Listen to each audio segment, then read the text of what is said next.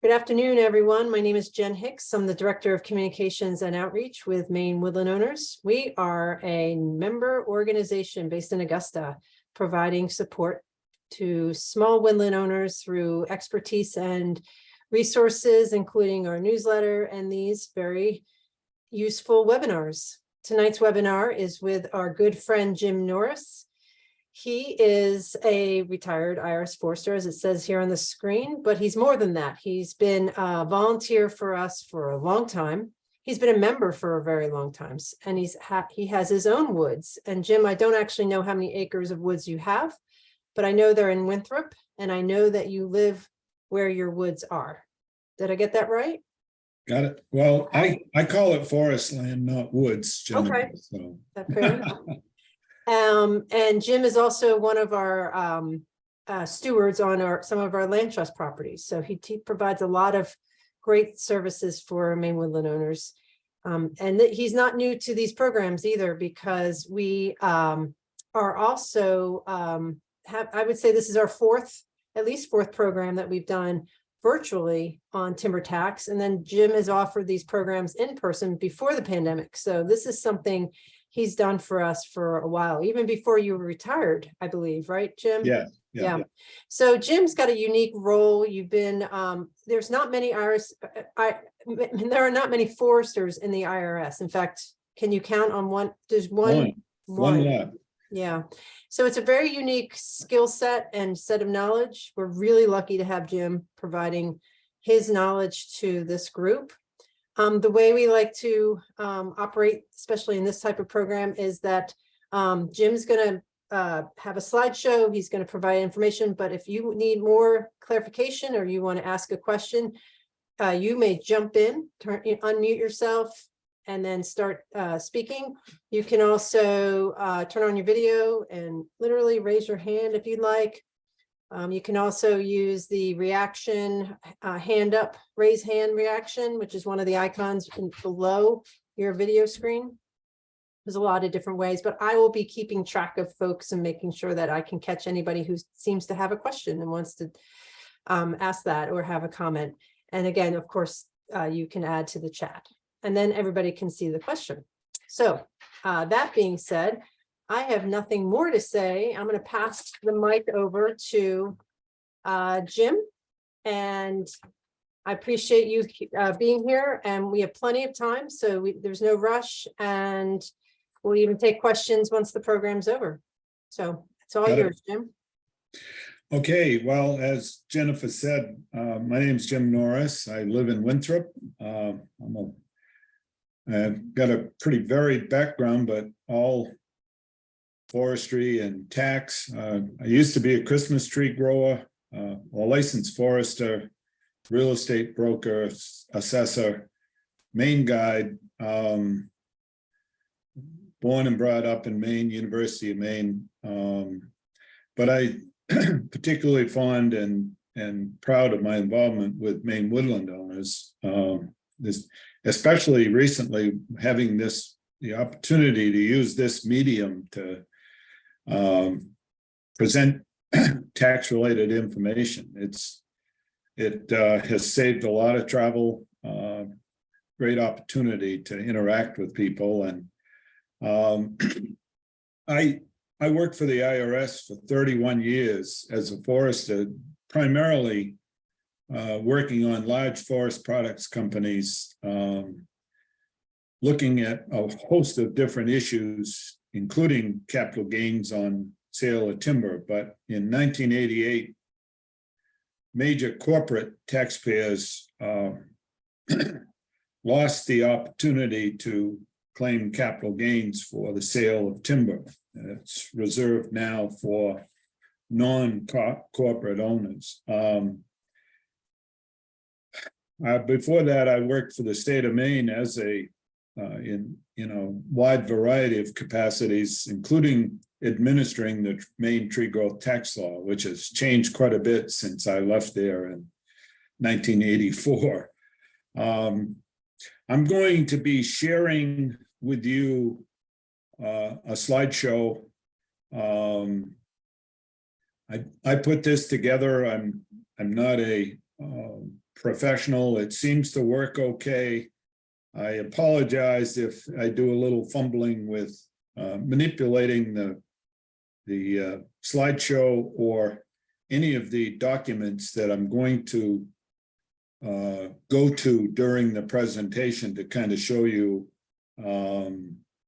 some real life situations as far as this goes. So before I start that, is there anything that anyone would like to ask? Well, all right.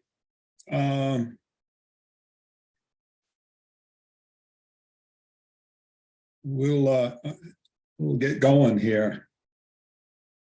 I took a lot of the information here from United States Forest Service Landowner's Guide to Federal Income Tax. There's a hard copy product that exists, as well as a digital version on timbertax.org website. I would urge you to just take a peek at it. You know, you've shown some interest in it, in this. There are some elements there that I won't necessarily cover in this presentation. I think it's fundamentally there are different categories of forest ownership and operation, and as a result, the federal income tax treats them perhaps a little different from each other. You know, primarily, if you're a personal owner, you have property as an investment, which most of us forest landowners are. We're not in the business, but we occasionally make a timber sale. And then, of course, there's those who are in the business. There's a lot of small landowners who claim they're in the business. They're may or may not be in the business. It does allow some opportunities for depreciation and credits and so forth, but there are certainly some strings attached to that process. Personal use is, you know, people who file just a 1040 have regular income, W-2 income, and so forth. Investment, I would say the people that I tend to be involved with are in fact investors, small woodlot owners. I own 30 acres in Winthrop, and I've harvested it 3 times. I grew Christmas trees here. And each time I was afforded the opportunity to report my income, my net income, as a capital gain, and as a result, received substantial income tax benefit. And of course, businesses, you have to be in the business for primarily for a profit. And your activity is more intense, more regular. The IRS has some rules called the hobby loss rules that that govern your ability to claim you're in the business, and as a result, report income from the business and offset that with expenses supposedly relating to the business. Typically, we see a situation where most of us, we might have expenses on a fairly long-term basis, like property tax and maybe some consulting advice, some pre-commercial thinning, and so forth. But our income is pretty spotty. Like I said, I've owned mine for 38 years, and I reported income other than the Christmas trees 3 times. So I'm going to go through the cost considerations fairly quick, but there's a few elements that that I'll highlight that are particularly important when it comes to claiming income from the sale of timber. Capital costs are what the name denotes. They're generally costs that are incurred to that you receive the benefit of over a long period of time. Some of them can be depreciated, some can be depleted, but they're not usually maintenance type expenses. Acquiring the property is a capital cost, and it's very important, as you'll see later on, that we attempt to quantify what our costs were to acquire the property, all the costs, some of them relating to timber, some of them not. But as you'll see in some examples later on, you'll have see why it's important. Land, timber, buildings. Sorry, I'm a little gun shy with my mouse here. But as you can see, these are all substantial assets that may be subject to depreciation, maybe depletion. Other things that come into play that aren't necessarily going to be involved in your capital costs for timber, but these are costs that you would capitalize into an account, and you recover those costs when you actually sell the property, unless you're claiming to be a business, and some things like culverts and major repairs and improvements, machinery and equipment could be depreciated, but that's the exception rather than the rule for most of us. Costs associated with timber that are directly related to timber are clearly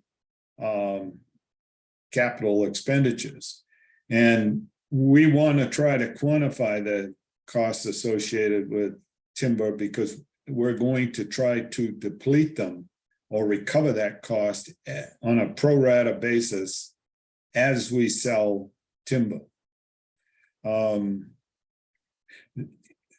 We don't see a lot of reforestation in Maine because, for a lot of reasons, I rarely get any requests for assistance. Broad reforestation programs seem to be a thing of the past for a variety of reasons. As I already said,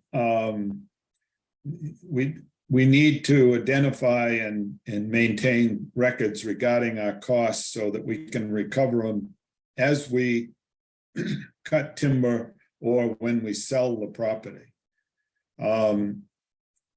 If you inherited an asset, the basis, the cost basis for that is actually the fair market value, and it occurs as of the decedent's death. This is particularly important, and it's when it steps up valuation. So people who acquired timberland many years ago, relatively speaking, have a very low cost basis, and if in fact the owner of the property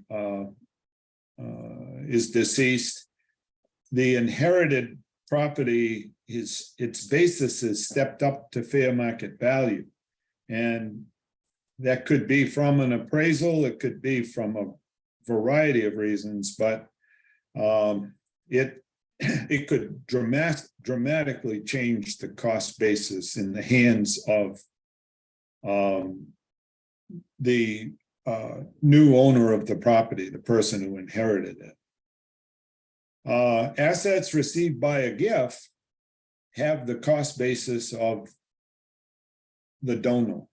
And, many times people need to look at in estate planning, whether it's beneficial to gift property to an heir, or in fact to allow the process of inheritance to occur and the basis to be stepped up.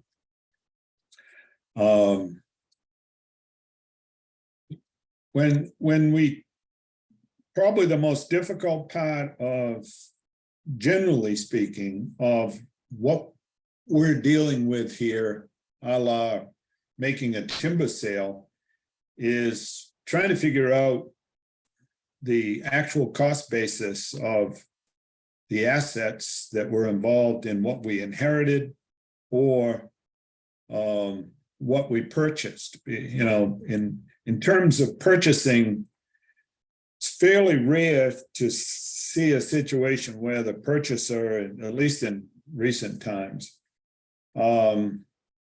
has made a deliberate recognition of what's the basis, or what are they willing to pay for each of the assets. Sometimes it gets lost if it's a family transaction. You may pay less than fair market value for the property, and we'll deal with that.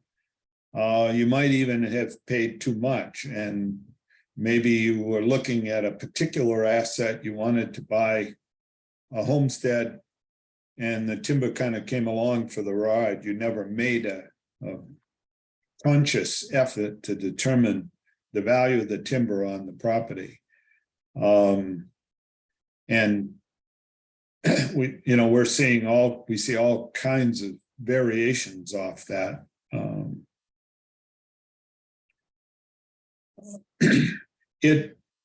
As a result, unless we're doing a rather real simple transaction timber sale, some effort to determine the relative value of the components, like land, depreciable land improvements, like sometimes work done on logging roads can be a depreciable land improvement.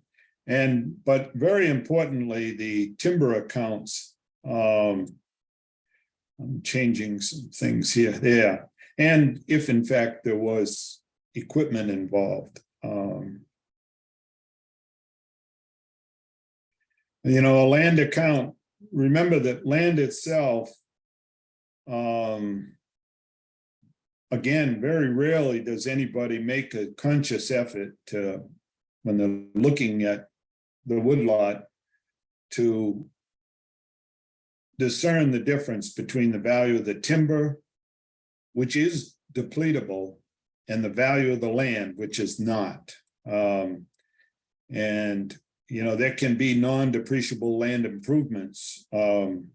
Usually the base of a road, some aspects of the property that are not subject to wear and tear and remain a capital asset. And now the important element to all of this is merchantable timber.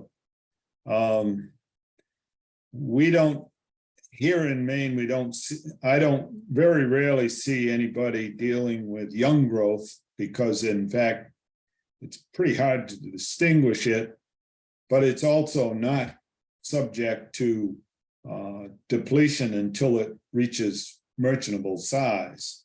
And we don't see an awful lot of plantations, reforestation plantations. Generally, that's reserved for major landowners and pretty rare at that today. But the term merchantable timber is significant here, in that until the timber reaches merchantable size, it's technically not subject to cost recovery.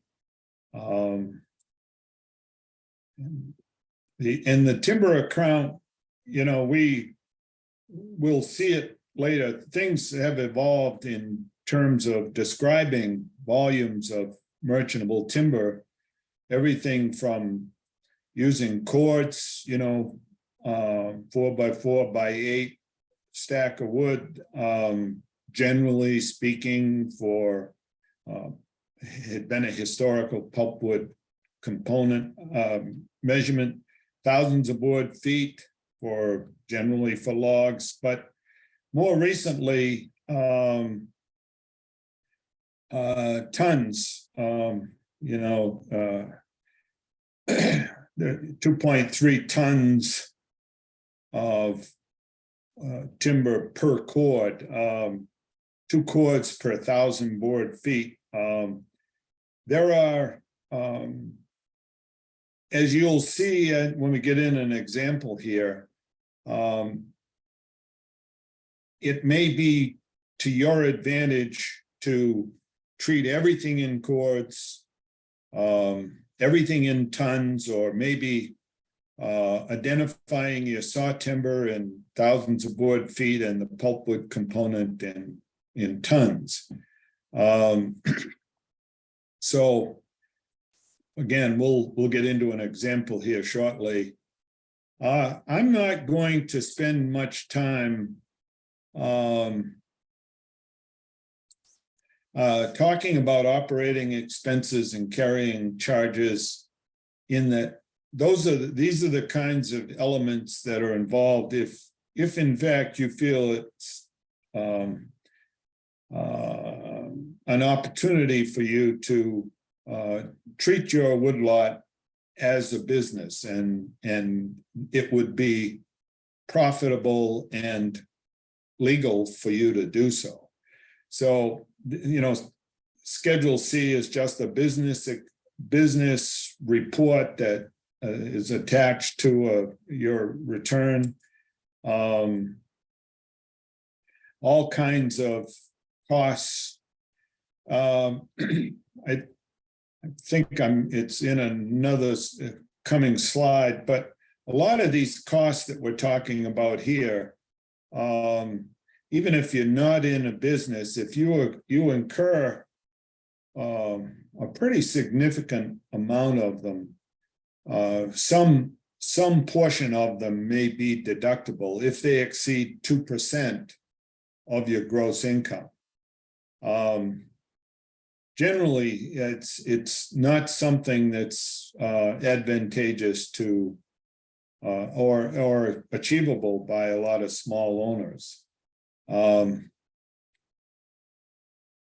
again, operating expenses that are supposedly or you know, ordinary and necessary, and these are, you know, ordinary and necessary for the maintenance and operation of your woodlot.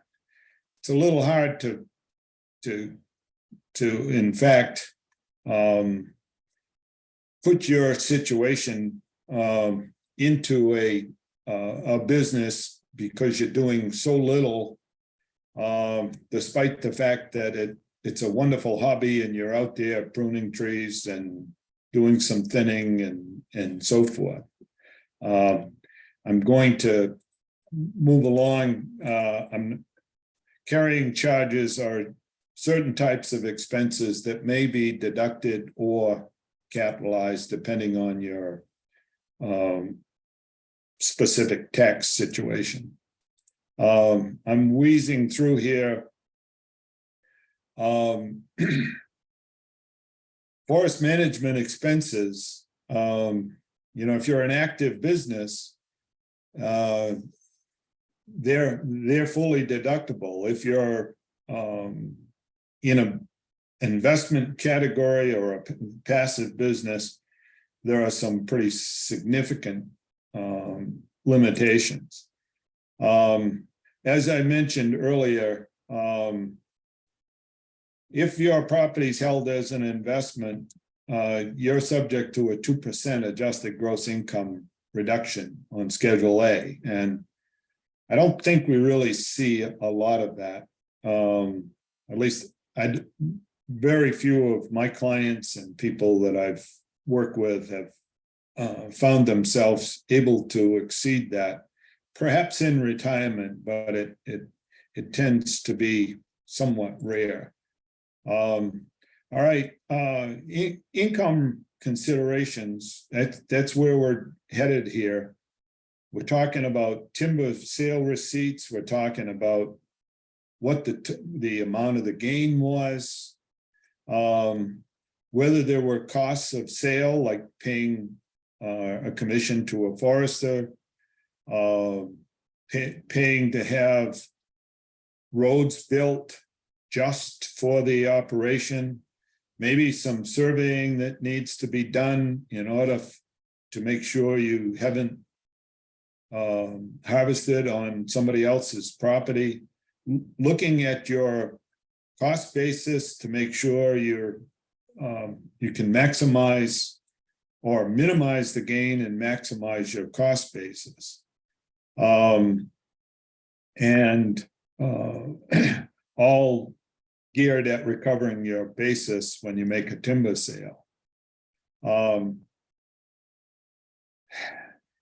As I said earlier, most of us are investors, and the IRS code allows for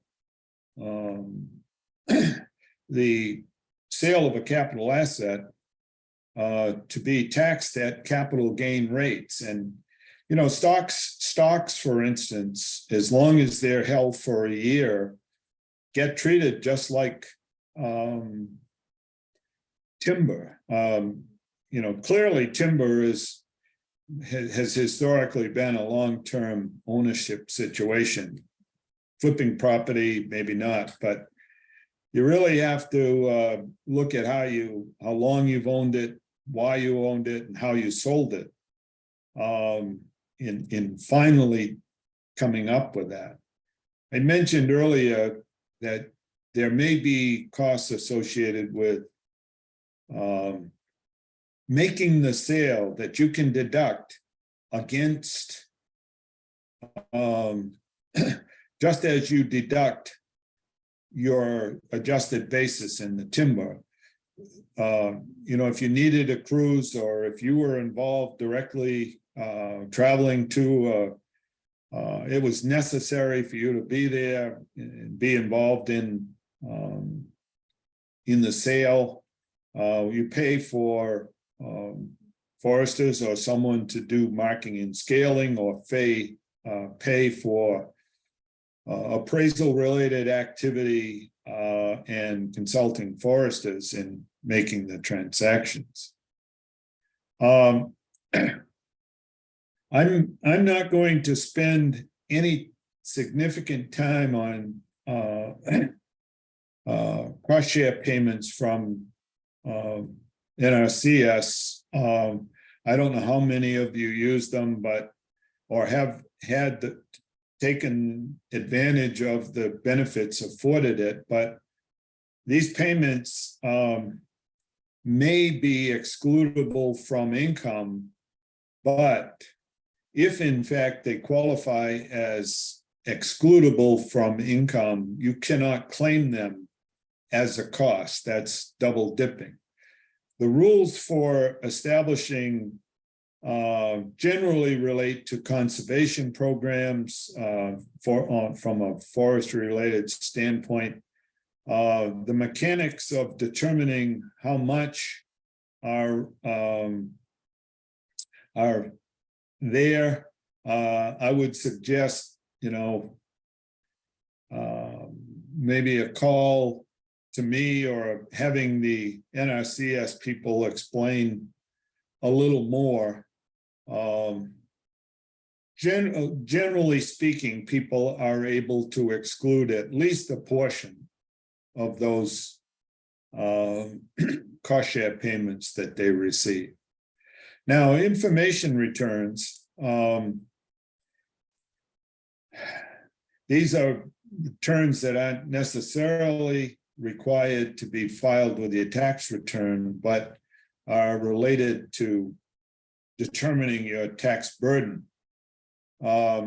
We historically have had a bit of problem with 1099s, and 1099s are an IRS document that is filed by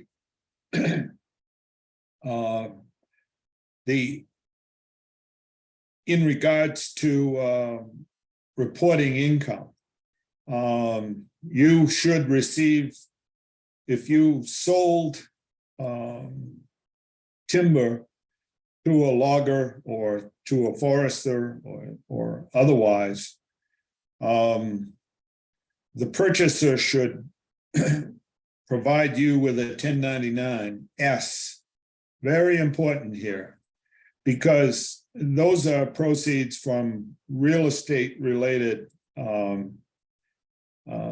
transactions. These are distinguished from 1099 miscellaneous, which are reports where you provided a service.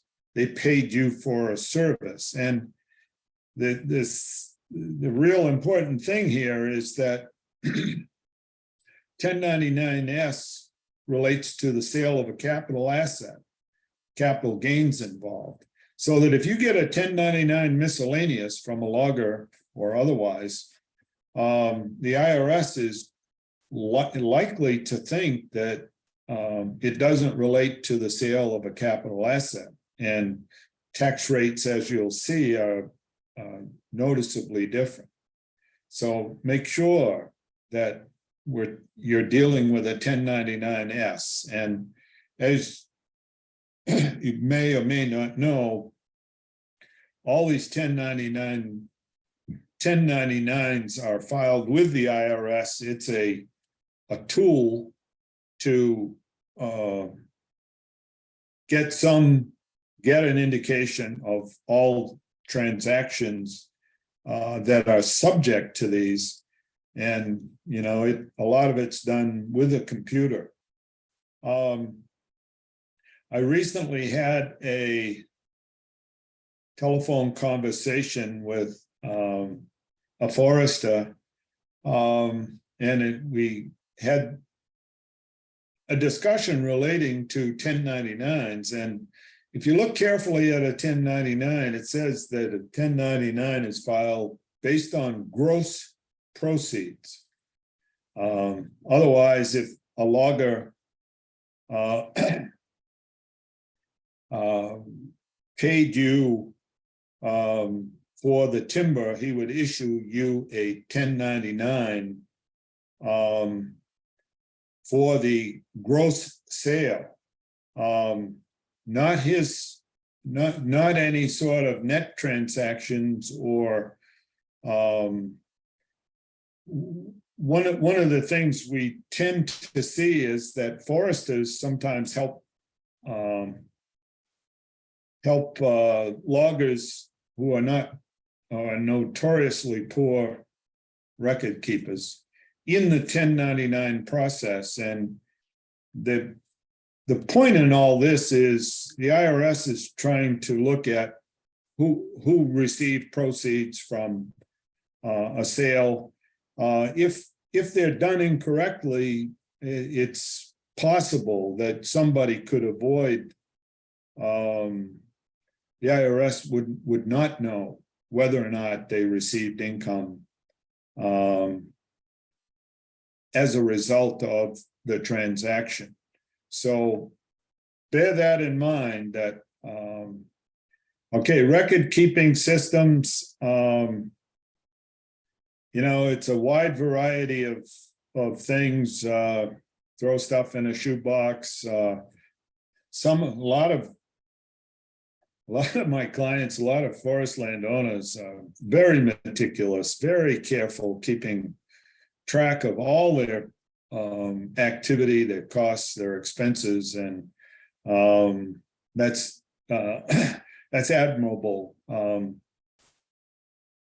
Tax rates, as you can see, as I said earlier, there is substantial benefit for reporting a sale as a long-term capital gain.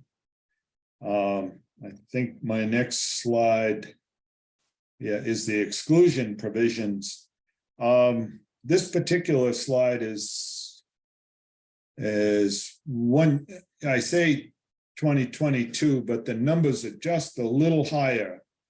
And what this is saying, that if you're married filing a joint return and your adjusted gross income is less than 81,500, I think is the actual number, or as single as about 41,000, the sale of the capital asset is taxed at 0. And the balance, and if in fact that amounts to the lowest 2 tax rates in IRS schedules. I mean, that's a real big deal. A lot and it's, don't despair if in fact the total adjusted gross income exceeds 80,000, because that benefit is prorated.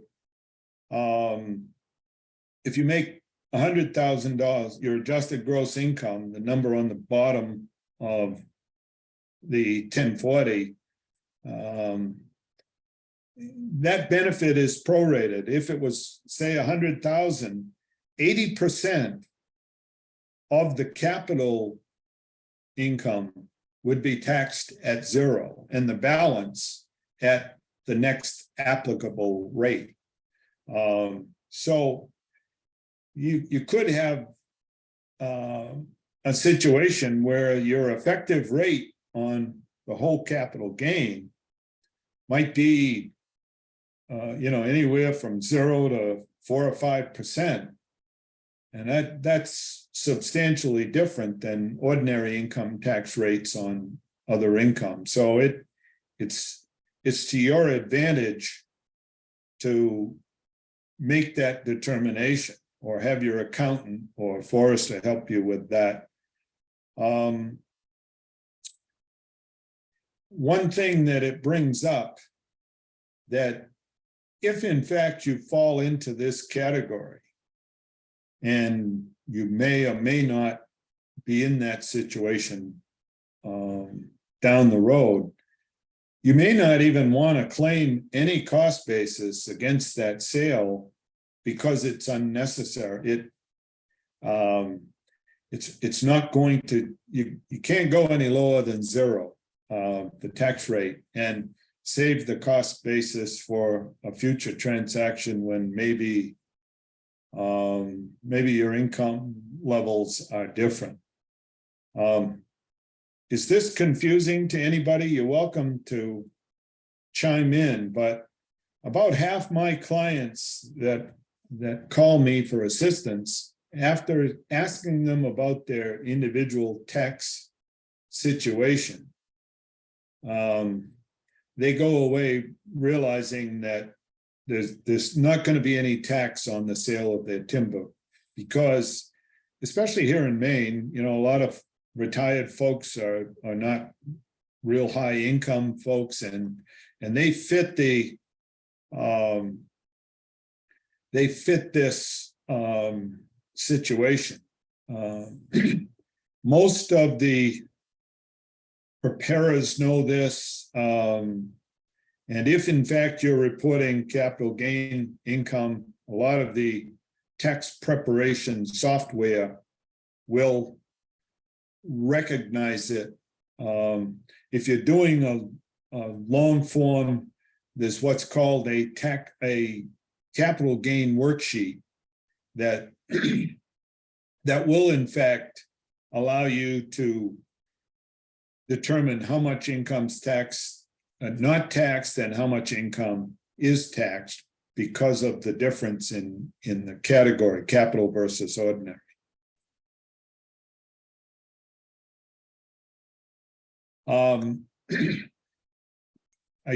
I don't know if everybody knows it, but sale of standing timber is generally called stumpage. And it, in fact, it's filed under section 631B of the Internal Revenues Code, and is a capital gain, the net capital gain. There may be, we're seeing it more often now, but instead of the classic old stumpage sale where you get a forester to help you, he gets a good logger to come in, and you sell the standing timber to the logger, and the logger pays you on a schedule for the different rates depending on the project. What's happening now, I'm seeing more and more, is a company, generally these are not so much individuals, but small forest consulting companies, acting as an agent for the owner. Otherwise, finding a market, finding a logger, finding a trucker, and overseeing all of that for you as the landowner. And them, receiving a commission for performing that process. As I told this same person, Forester, that I mentioned earlier, that creates a scenario where you have both ordinary and capital gains involved. And so when the tree's cut down, you're and sold as it's cut, it becomes the property of the logger historically. And at that point in time, you receive payment for it. The logger who purchased it is responsible for cutting, hauling, and to a mill and so forth.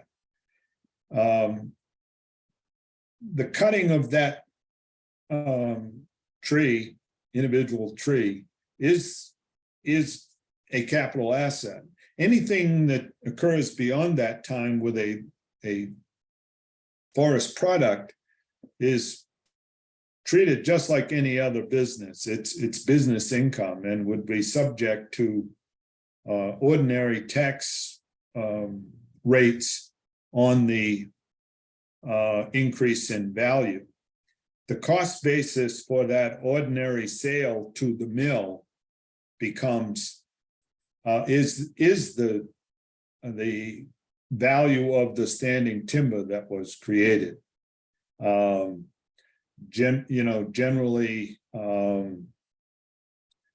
we don't see it. It's not dominating the activity now, but it does create a little more complexity in reporting the income and different rates for different components of that.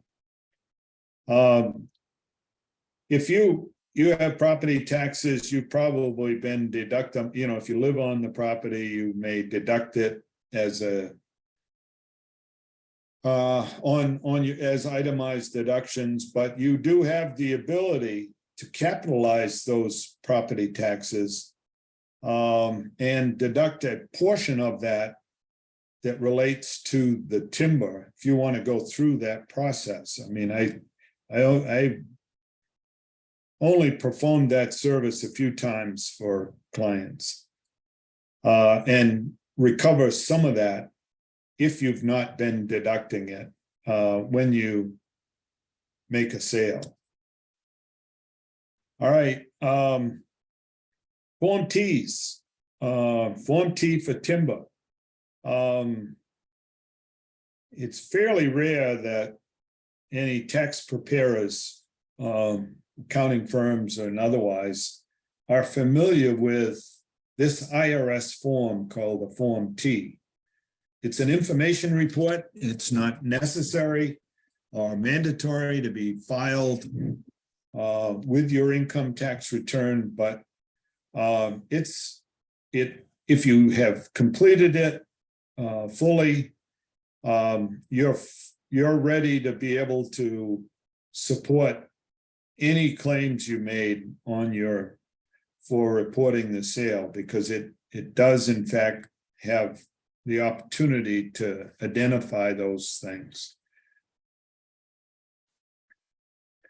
All right, I'm going to share a different screen with you, and this is what I call a medium capital gain. It's where I would have looked at somebody's property and decided that it was worthwhile to make an effort to determine their cost basis in timber. Maybe not in a terribly complex way, but it is to their advantage. So bear with me. I'm going to share a different screen. Whoop, there I am.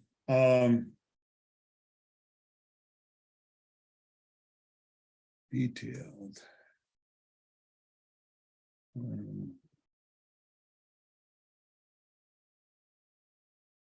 Here we go.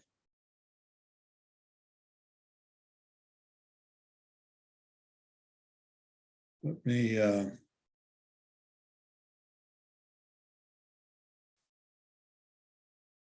right.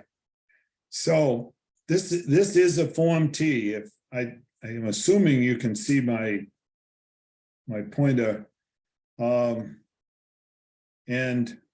it's got different elements. I'm going back to a worksheet part of it, but the first part of a Form T talks about the acquisition itself, and this could all be a very, very valuable document for you to keep and pass it along to a purchaser or to your heirs. And it just kind of goes through the mechanics of identifying the property, when it was acquired, how it was acquired. This particular example was inheritance. So remember that as of 2015, somebody inherited the property and fair market value needs to be determined. You can see that it talks about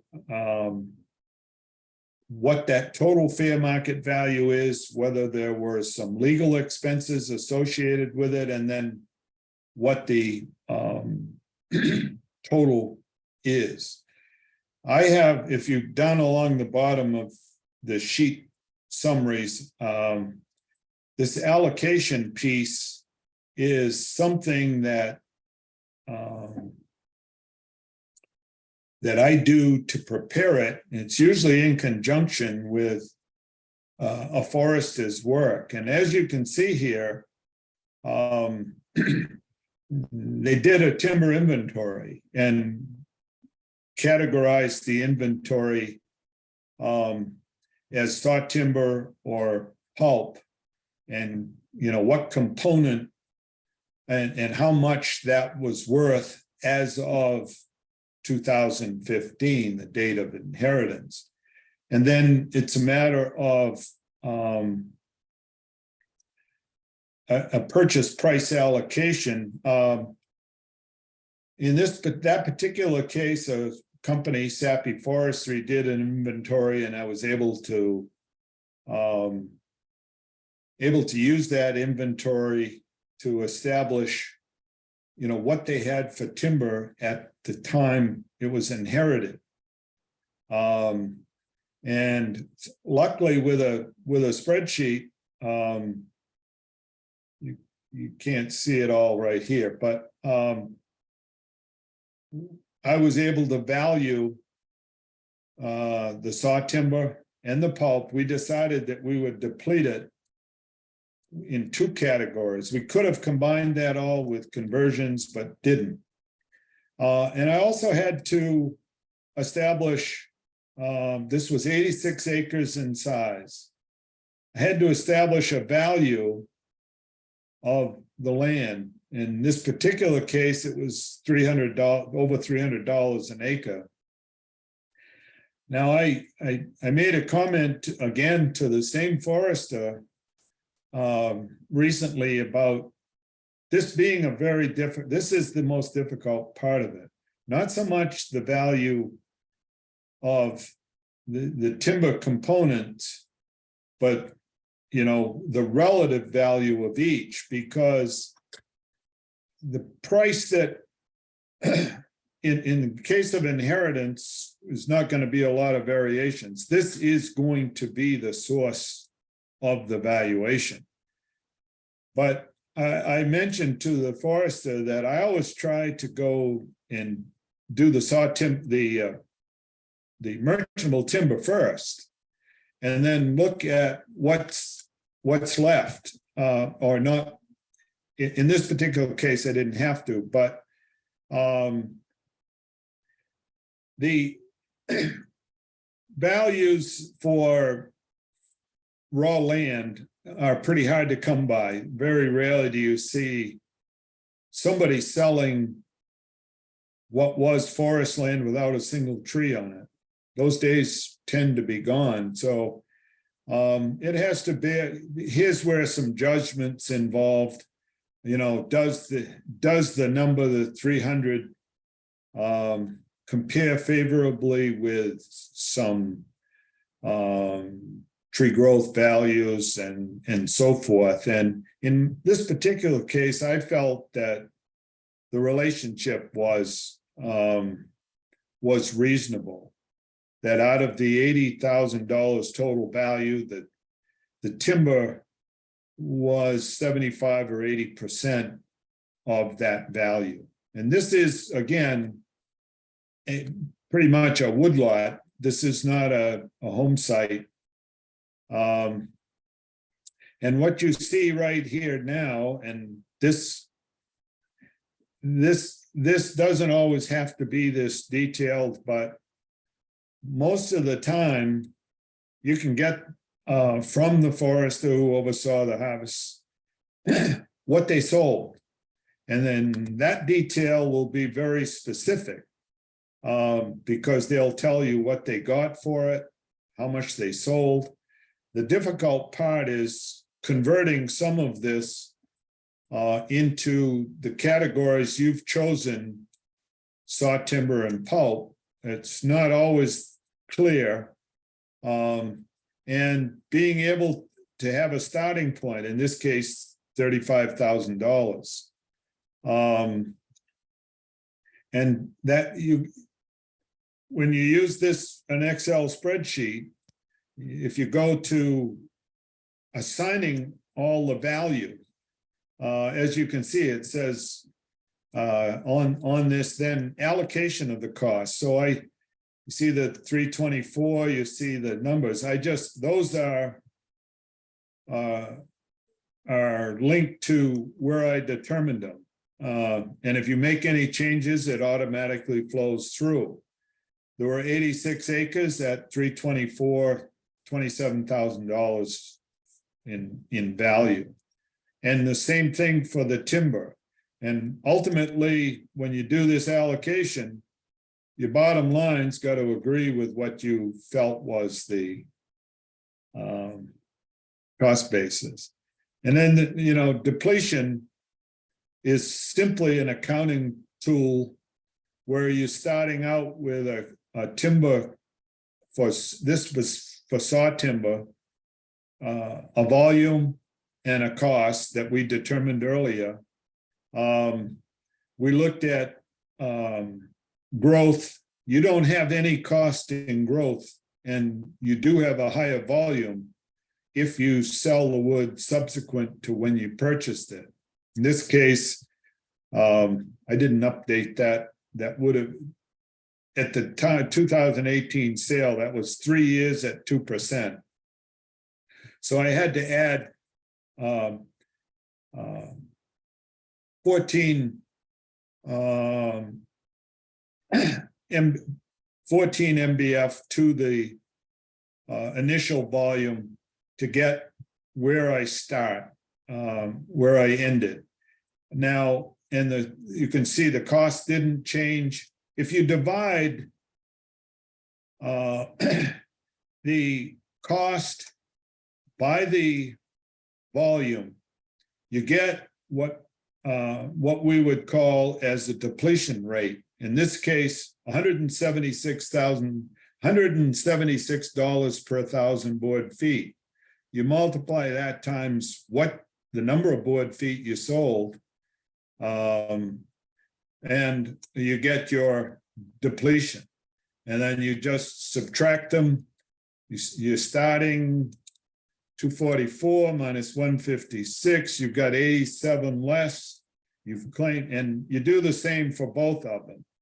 And so, and you're able to link these, you know, I generally will create a multiple years. So these numbers you see at the bottom here become the starting balances for the next year or the next time you choose to harvest. And linking them with an Excel spreadsheet is pretty easy. And so from a record keeping standpoint, unless you spend more money or you add a lot to it, your work is done. And fortunately, if you're a preparer or you're able to, or your forester is able to give you a hand, the next time you do this process, it's pretty simple. And then the last part of a Form T is determining your profit, what you're going to be taxed on. This number, the 35,000, if you recall, was the number on the 1099, the gross proceeds. These numbers regarding the sale, what you sold, are picked right off the depletion schedule. In terms of saw timber and pulp, we combined a bunch of different species to get these, but so our cost basis, remembering that this situation was about a 3-year ownership period. So it stands to reason that the cost basis is going to be relatively high compared to the sales price, unlike if this had been a 1970 purchase. And then the cost basis is subtracted from the sales price, and the direct sales expenses that we talked about before, that could include a lot of the forester's costs that I mentioned earlier, marking, overseeing the sale, the commission that the forester makes. And then the difference, the net capital gain, you know, we got 28,000 less the 5,000 added to it, I'm sorry, and subtracted from the gross proceeds to get only a $1,400 gain. So getting this cost basis and getting the expenses in this particular case was critical.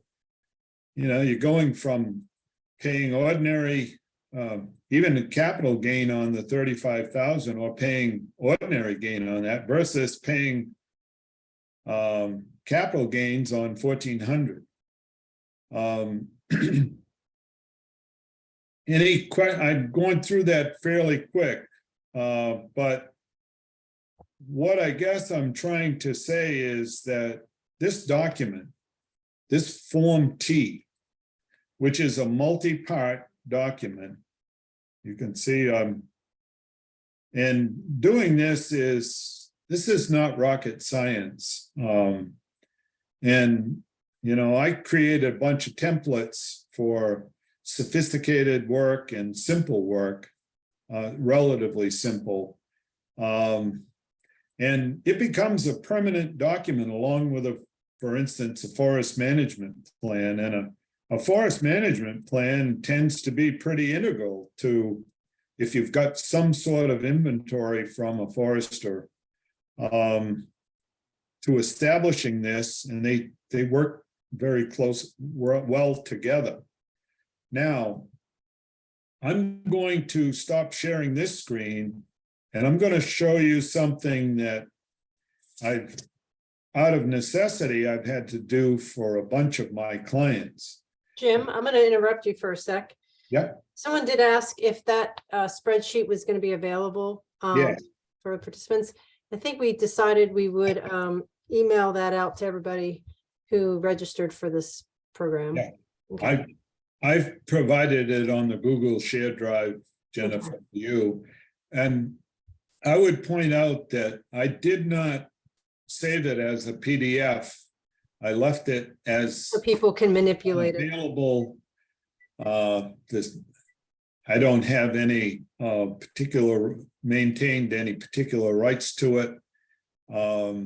And if used properly, if you use spreadsheets at all, then I think you'll find it very simple to use, and you're certainly welcome to make changes, simplify it, do whatever you choose, but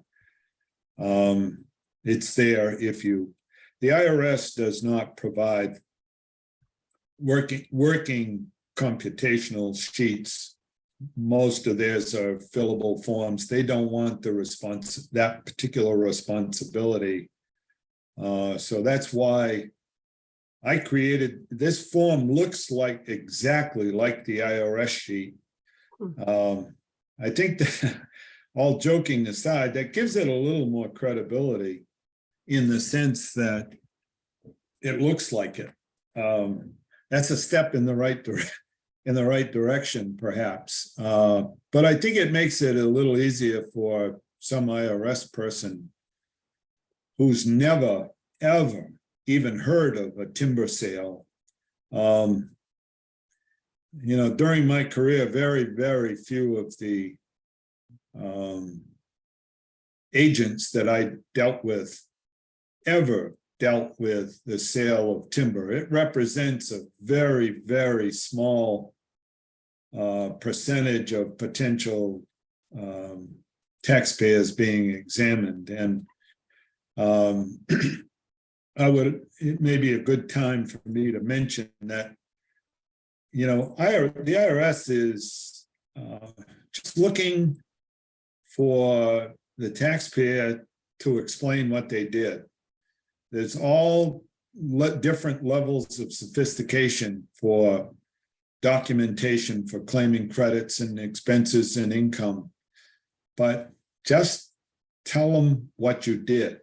And this next example I'm going to do is a very, very good example of it. I've run it by a few of the IRS agents that I came in touch with, and you know, they felt that comfortable for small taxpayers that we could hybridize this and maybe do something a little Jim, more simple. Jim, I want to just do a check-in very quickly. Yep.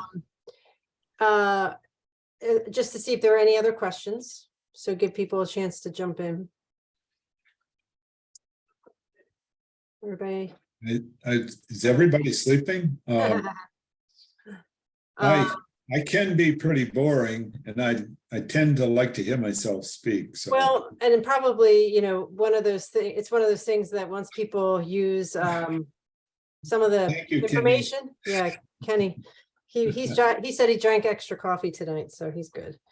Okay. But no, I think it's once people apply maybe their scenario, their situation to the tools that you're providing here, it's going to then generate maybe new questions. And I also say to folks, if you're able to stay for the whole time and ask questions at the end as well, great. But if you have to leave before it ends and you can't ask your question, Jim's available. His email is going to be available.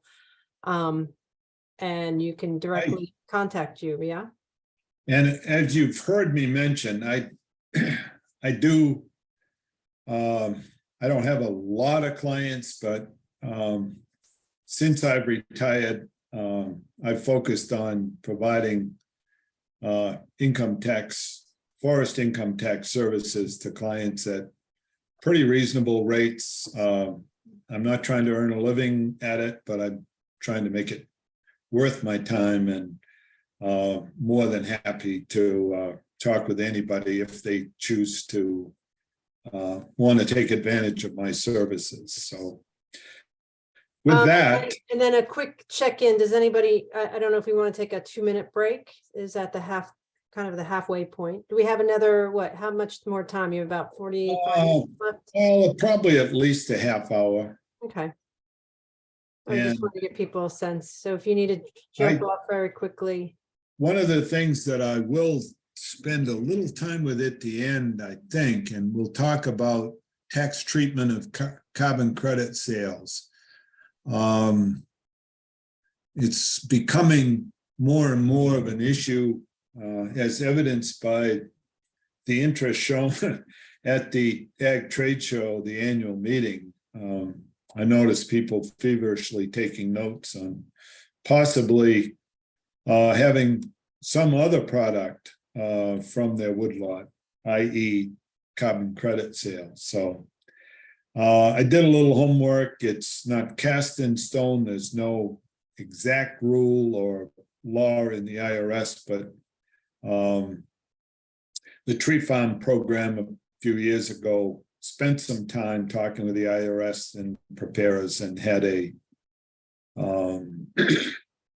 I think had a position paper, and I think Jennifer will perhaps post that. I'll post that on Maine Woodland's website for you to use. I think your tax preparers, most of them would find it logical anyway. So Jen, I'm going to share a different screen. This is what I call a simplified approach.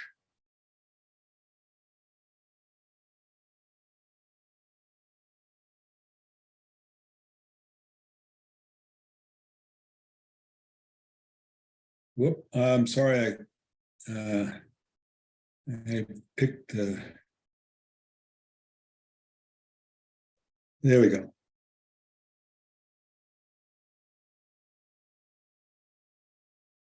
All right.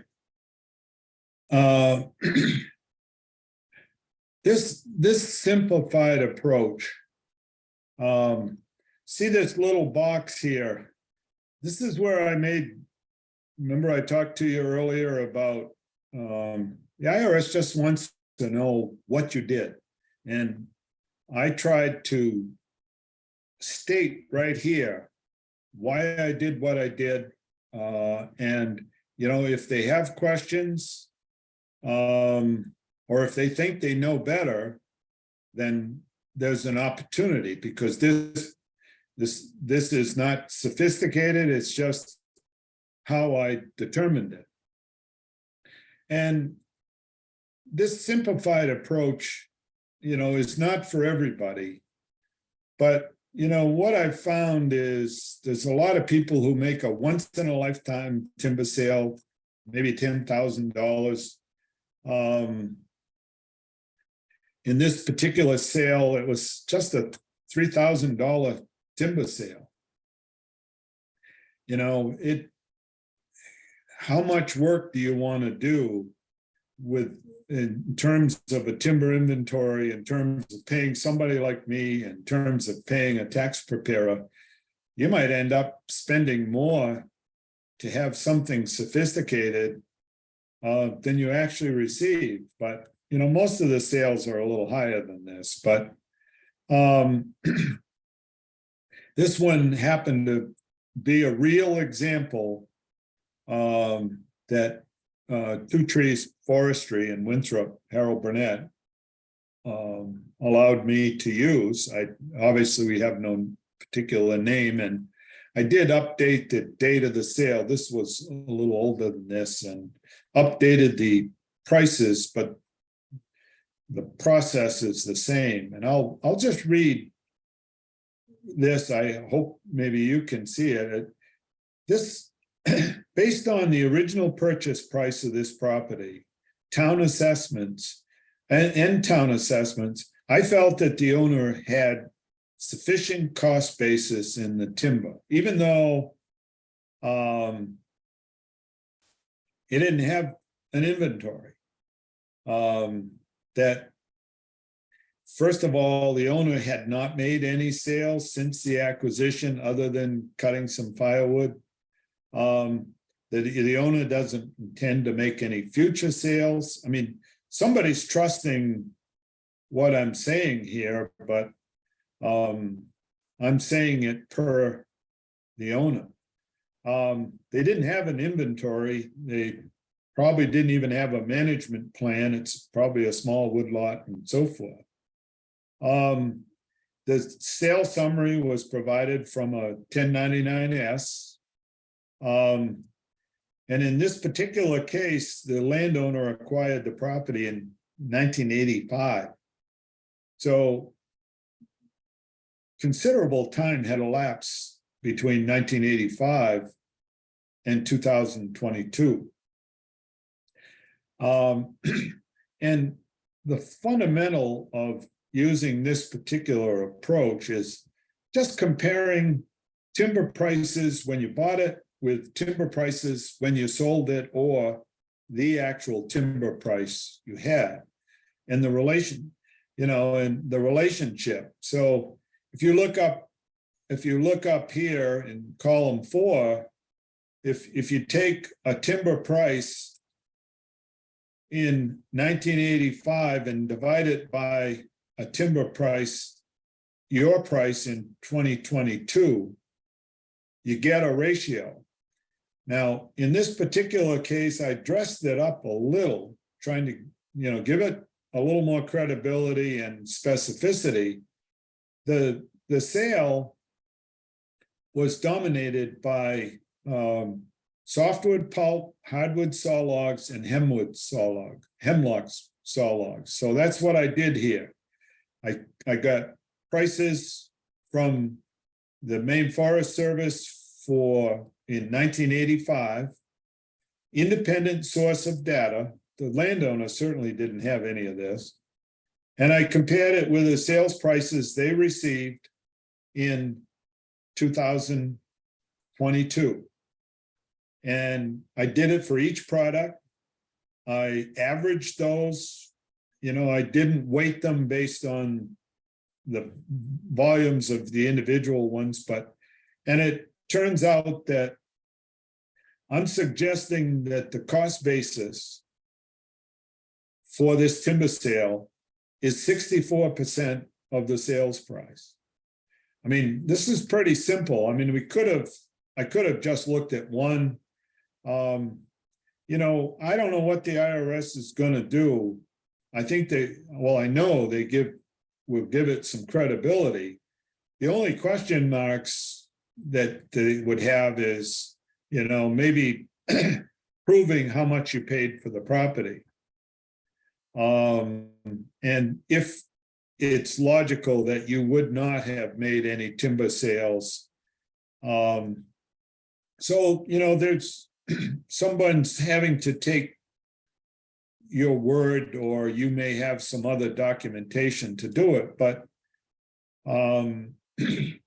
this, you don't have a timber inventory, your records are questionable, but it's highly likely that this situation is a simple way of looking at your cost basis.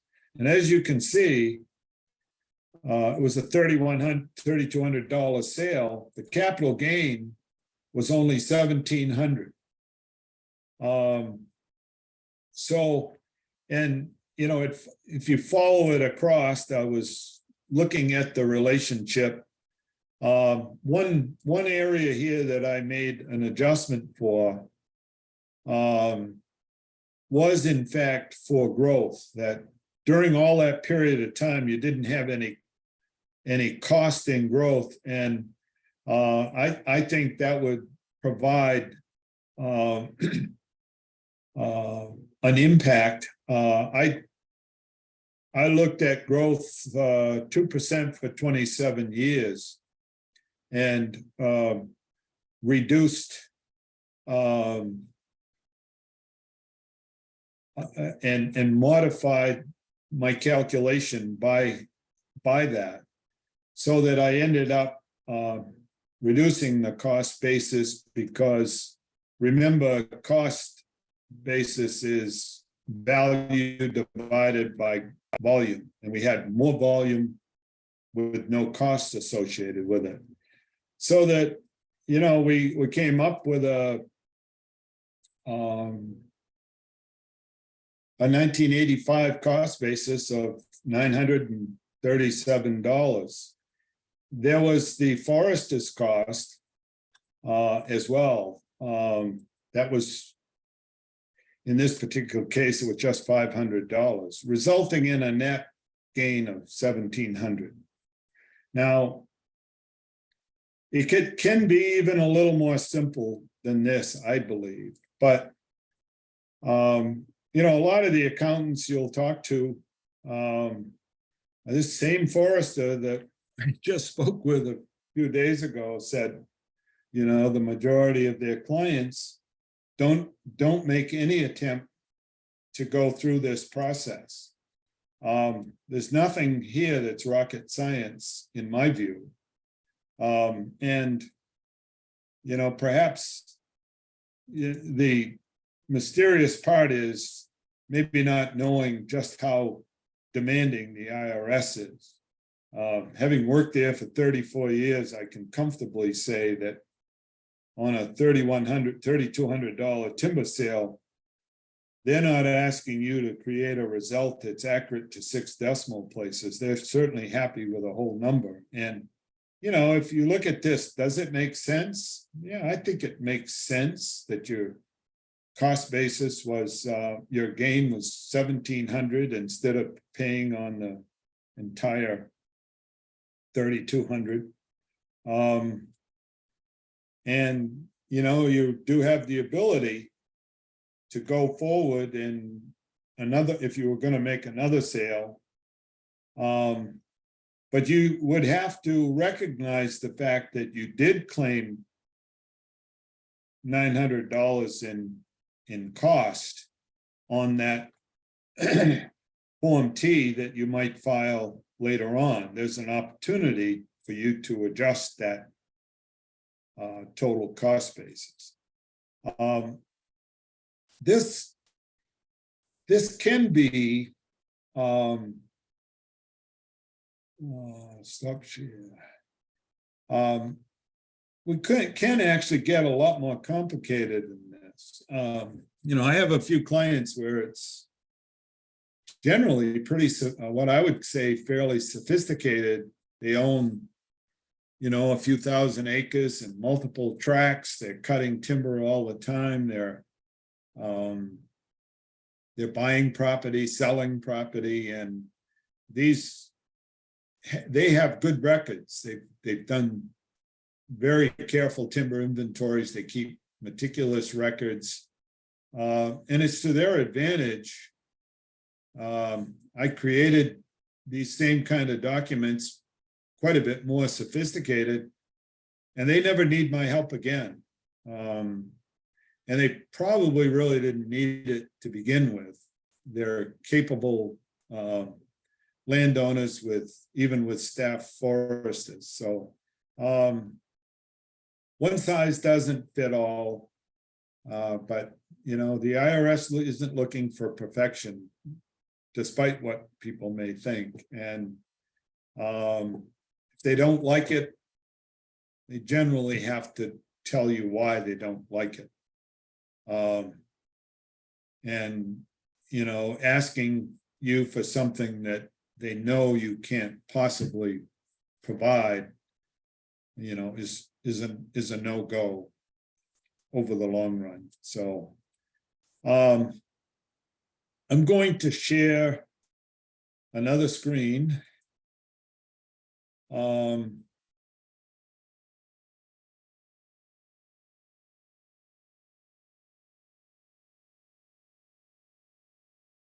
This is, a lot of you probably will have seen it. This is just, if you were doing the work that I was doing, there's a conversion table in the Maine Forest Service stumpage price, annual stumpage price reporting that will give you a hand in what are generally accepted conversions of cords to tons and how many pounds, remembering that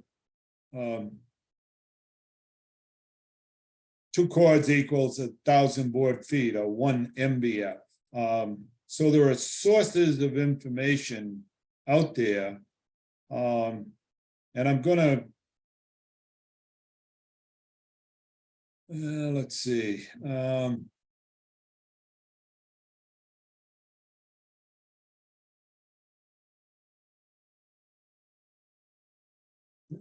I told you earlier that the numbers regarding the exclusion, for single, it was 41,675 and 83,380 for joint returns. I didn't incorporate this into that slideshow, but this will be available on the website.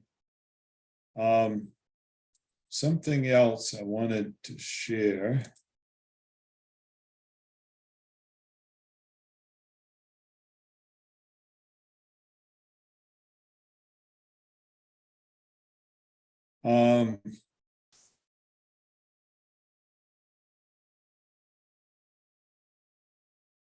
What I have here is a former employee of Maine Forest Service and Great Northern Paper Company, Ken Lawston, made a great effort in getting some historical stumpage prices going way back to 1959, and I use these. I'm not quite sure the status now. Matter of fact, I think before this season starts, I need to go back, but most of the time I'm looking at dated information, and I can find out what those prices were and not have to guess. And what I wanted to point out to you is, let's look at spruce fir saw log, white pine saw logs. Okay, in 1959, $17 a thousand, and as you can see, it went down in 62, and it generally progressed higher, but not always. So stumpage prices increase at varying rates depending on the species and product. So having this information, I've had a number of clients that made timber sales where they had a loss. And in this particular case, in 1990, it was your white pine saw logs were worth $1.05. If you made a timber sale 2 years later, and this represented, you paid this, you could actually have a loss on that sale of that timber. So it's important to quantify this and not just assume that stumpage prices have increased the exact same rate every year over time. I've got something else that I'd like to share.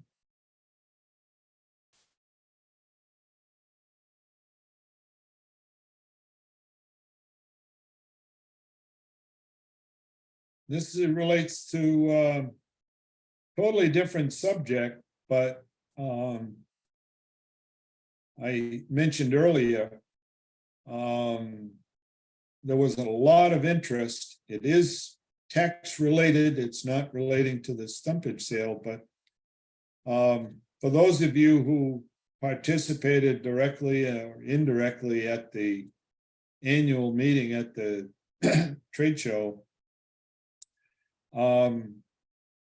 what's getting a lot of attention now, based on what I've seen from nonprofit organizations to major companies to individuals, is the sale of carbon credits, carbon sequestration income.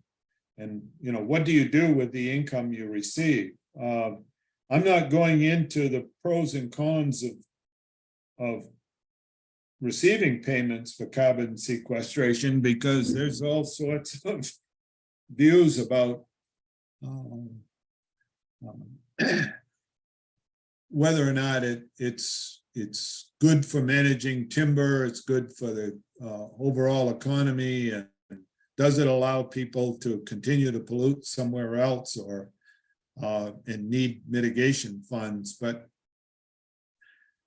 what it really boils down to, you can see here in the income, is that the terms of the contract between the owner and the buyer of the credit dictate what the treatment's going to be. As you saw at the trade show, not all the credits are in perpetuity. Some might be 40 years, some might be 20 years. And actually one of the companies indicated it was for a year. You'd receive varying payments based on the number of credits you have, how long they could plan on that package from you. So the contracts that are involved, as you can read, I'll read it, don't generally use the language typically associated with leasehold interests, i.e. rental and so forth. But the end result appears to be the same, that you're not selling a capital asset that is someone can own in perpetuity. It's for a period of time, and generally with rental property, income is ordinary income. But if in fact you had a situation where this sale was in perpetuity and you were selling one of the rights you had associated with real property, it's possible that the terms of the contract would dictate that this was a capital sale. And good luck in trying to determine your cost basis in that. So there's a lot of this is up in the air, but it looks like most of them involve ordinary income. And I'll leave it at that. This will be posted on the website. I would point out that this work was done by the Tree Farm organization in consultation with qualified tax people, and I think you you can have some comfort in it. I have no idea whether the accounting profession here in Maine or elsewhere have upped the game and become more specific. I'm pretty sure the IRS has not taken a formal stand because the contracts are all so different. Okay. Jim, we do have a couple Yes. requests. That Okay. we have a couple requests that you can, could you share Ken Lawson's historical data to this group? Pardon me? Sharing Ken's historical data. Oh, yeah, Can you have that available to share? I do. So that would put that in the shared drive, and I'll make sure everybody gets that. Remember that this historical data, Ken Lawson was a biometrician with the Maine Forest Service, and I was greatly disappointed when he retired because I'm a little embarrassed. I haven't called Don Mancius or anyone else to see what the status of this is. It's a little different than the stumpage price reports that I just showed you earlier that are some broad averages and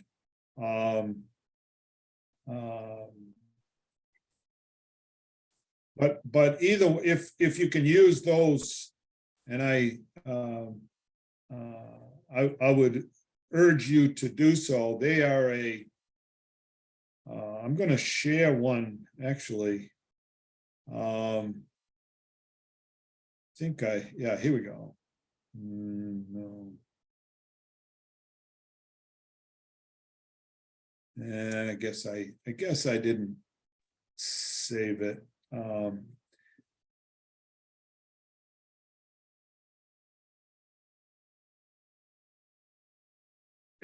Oh, here's one other document that if U.S. Forest Service puts this out every year. You can get this online. A lot of it is just what I just told you. Maybe a little more detail, but no major diversions. You're certainly welcome to look at it. Well, yeah. I think that's what I have for now. I'm sorry if I rambled on, but you know, it could have gone hours with this. I just hope you realize that there's great variation in what you can do and what the IRS feels is necessary. Looks like Ken Ferguson, who's joined us, has posted the link to all the stumpage reports from the past. Yeah. That's on the Maine Forest Service website. So Right. that's a good resource. Who's got questions? Jump in. Barry, go ahead, please. Hi, Barry. Hi, Jim. How are you? Hi, everybody. Very well. I've been thinking about that asset allocation going back towards the kind of the beginning of your presentation. And I had always thought that, like, if someone purchases a property, you allocate some of the purchase price to the house or buildings development that's on it, some to the bare land, and I was said basically the rest to stumpage. But I think I heard you say a couple things that one being that you first of all allocate as much as you can to stumpage, and then what's left gets divided up between the other things. And then the other thing you said was you take the total purchase price, and it's not generally the same as the exact total of the sum of the pieces. So you allocate it all proportionally. That's So correct. can you clarify? Well, yeah. I'm serving my clients as a forester, and I don't want to do anything that's illegal, unethical, or inappropriate, but sometimes it's the timber that's the known quantity, and lots of, we use a residual approach for a lot of things. And if it's just a woodlot with land and timber, it may work. Do the timber and what's left is land, as long as it seems to make some sense. The problem comes, sometimes when I'm doing an allocation for a property with a variety of assets, I mean, I do appraisal work, or did appraisal work, everything from business assets to trade names to you name it. It isn't always so easy, but I think it's, at least out of the gate, it's easy to put a capitalized value of the timber together. And I look at assessments for the property, maybe even an appraisal, but as you know, a lot of appraisals don't separate. They're giving you a total fair market value of all the property. And it's really where judgment, hopefully good judgment, comes into play. So as you're trying to piece those together from assessments, prior experience, maybe cost of replacement to build the structure, less depreciation, or getting some advice from a real estate broker who was involved in the transaction. And many times it takes me 3 or 4 tries to come up with a reasonable presentation of the allocation when it has multiple assets. It's certainly not a science.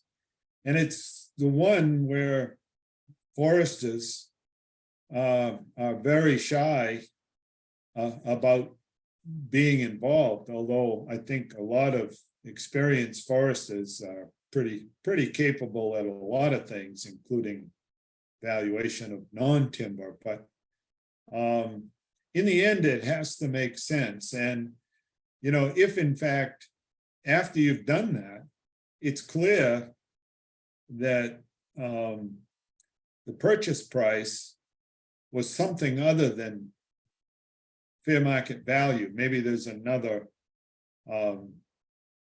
appraisal, and the two are different. So it's, again, looking at the relative component of each and applying that to the total purchase price to get the components. And I don't know if that, I'm thinking I may have confused you a little there, but I guess bottom line is the more of the assets that were involved, a garage, a house, swampland, some shore frontage, in addition to trees and forest land, the more difficult it is to piece that together.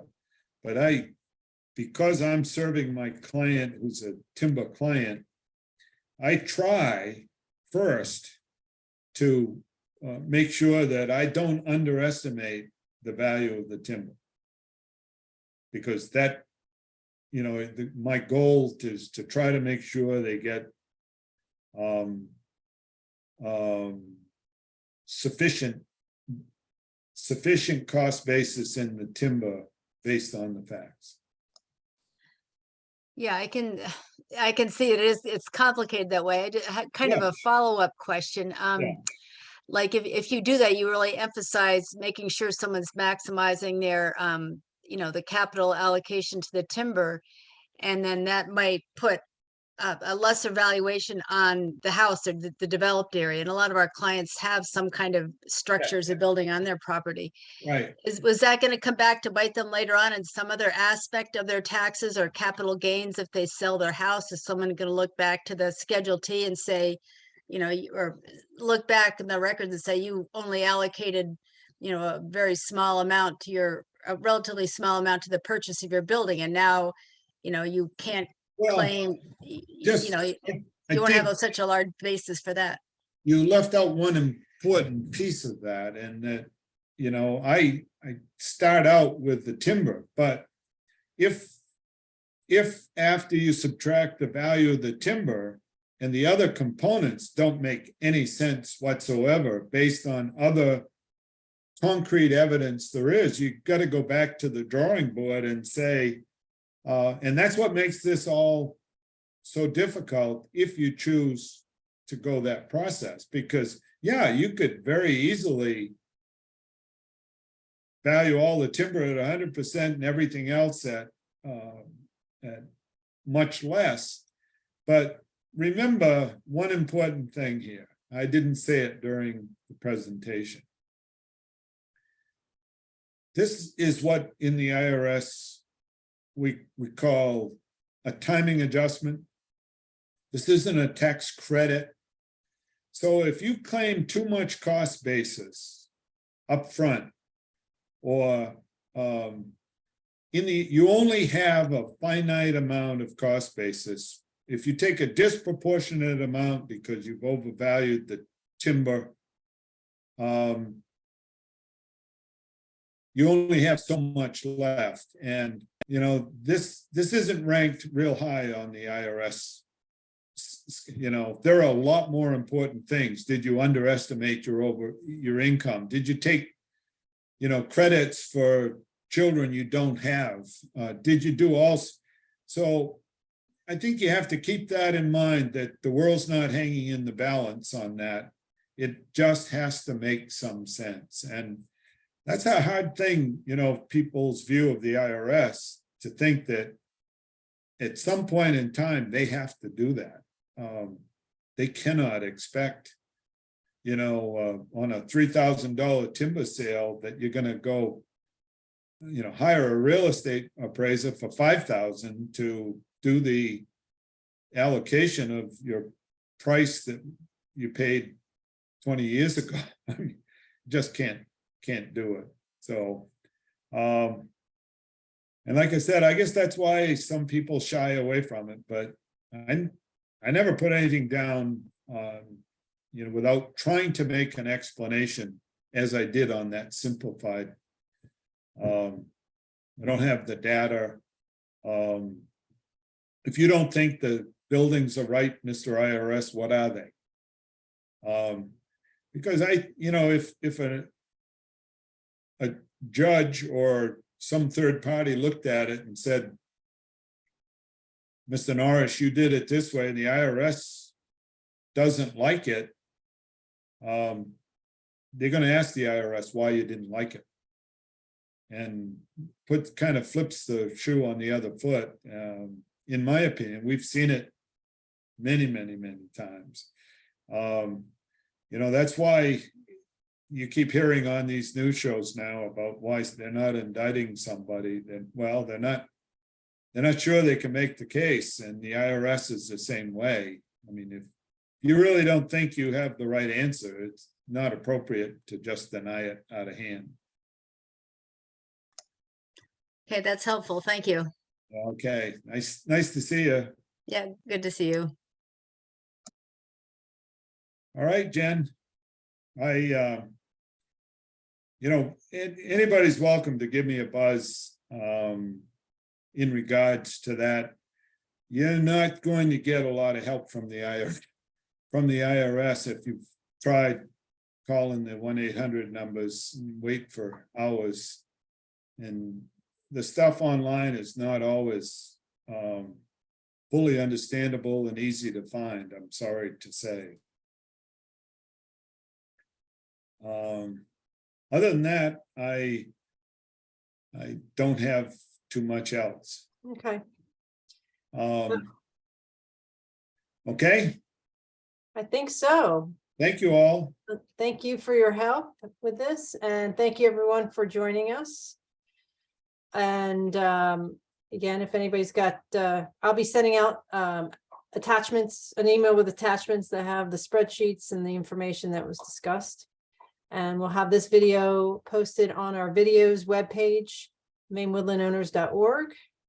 And if you're not a member, become a member of Maine Woodland Owners. Go mainwoodlandowners.org and then click on membership. It's a great thing. We get a newsletter every month that I'm the editor of, so it's a great benefit. And you never know, maybe you'll be in the newsletter if you're at some of our in-person events. I like to get our members in there. So. Okay, thanks everyone for being Okay. here. We'll see you. Thank you very much. Yeah, Okay. bye-bye. Yeah.